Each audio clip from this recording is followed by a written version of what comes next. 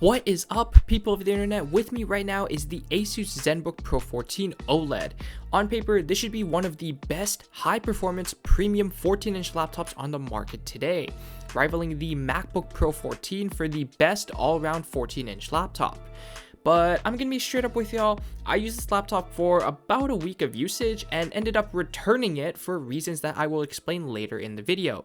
And I really wanted to love this laptop, but the experience ended up being worse than using my Dell XPS 15, and I definitely have strong opinions of that laptop already. Specs of my Zenbook Pro 14 are as follows. There was only one configuration of this laptop that was available to purchase at the time that I bought this, and it came with an Intel Core i9-13900H CPU, an NVIDIA GeForce RTX 4070 GPU, 32 gigs of RAM, a 1TB SSD, and a 14.5-inch 2880 by 1800 OLED display. And the MSRP for this laptop is $3,000 Canadian as of filming this, but I did get it on sale for 2,500 Canadian, which is pretty decent for the specs that came with this laptop. Inside the box, we've got the 200-watt AC power adapter that is absolutely massive for a laptop of this size, the laptop itself encased in a thin fabric sleeve, and some more paperwork underneath. Holding the laptop in my hands and opening up the lid, it does look and feel very premium. It was fairly lightweight for a 14.5-inch laptop, the screen can be opened with one finger, and the keyboard deck looked quite sleek, aside from the unnecessary brand stickers on the palm rest that I immediately peeled off after filming this.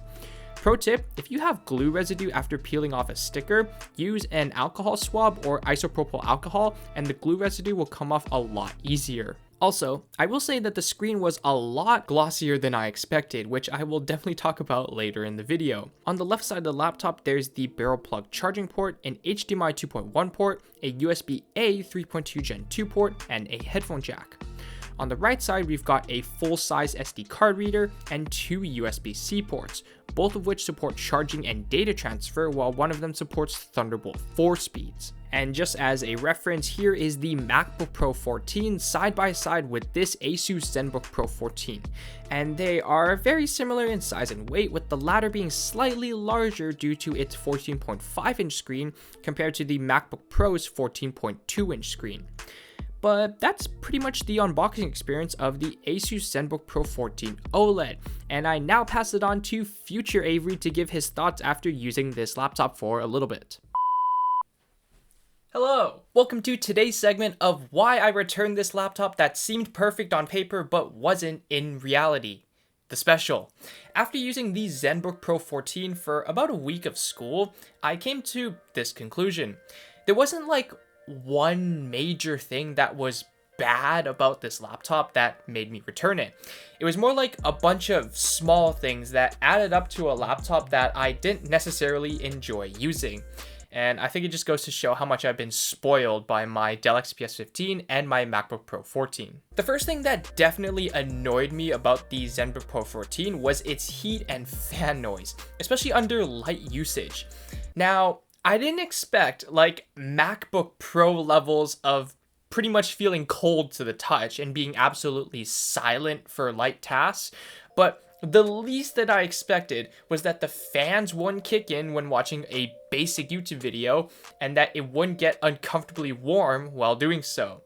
Unfortunately, this laptop failed both of those tests. I couldn't even watch a YouTube video, browse the internet, or read through a PDF document without this laptop feeling warm to the touch and sometimes turning the fans on. And yes, I had all the power saving settings on, so none of the high-powered components would be utilized for these tasks. And this leads me to my next pet peeve with this laptop: battery life. Again, I might be spoiled by the battery life on my MacBook Pro 14, which seems to last forever.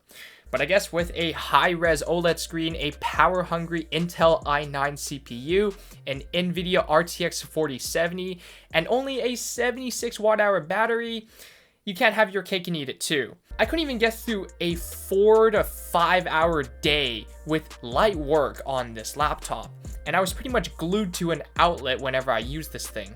So if you need a laptop that can go a whole day without the charger, this really isn't the one. There were also some other minor annoyances that I had with the Zenbook Pro 14.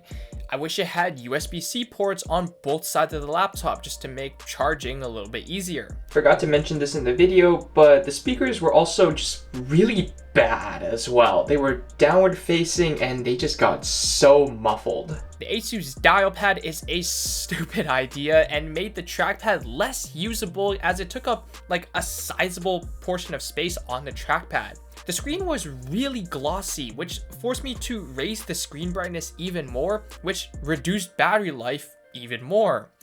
And for some reason, I could not, for the life of me, figure out how to play a YouTube video on battery power in Microsoft Edge or Google Chrome without it dropping frames. Mind you, this thing has an i9 H series CPU in it. I'd looked up every possible setting that I could change and it would always drop frames with any YouTube video that I played while on battery power.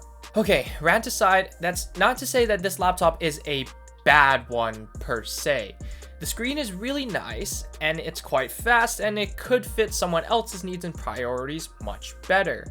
But for me, I'm gonna stick with my Dell XPS 15 and my MacBook Pro 14, unless something else can entice me enough to try it out. Anyways, that's it for my unboxing and first impressions of the Asus Zenbook Pro 14 OLED. As I said at the beginning, I really wanted to love using this laptop, but it just emphasized how much the small details matter in a overall laptop experience. As always, gently tap the like button, hit that subscribe button, and ring that notification bell to notify whenever I release a new video. With that being said, I hope you enjoyed this video, and I'll catch you in the next one. Peace out.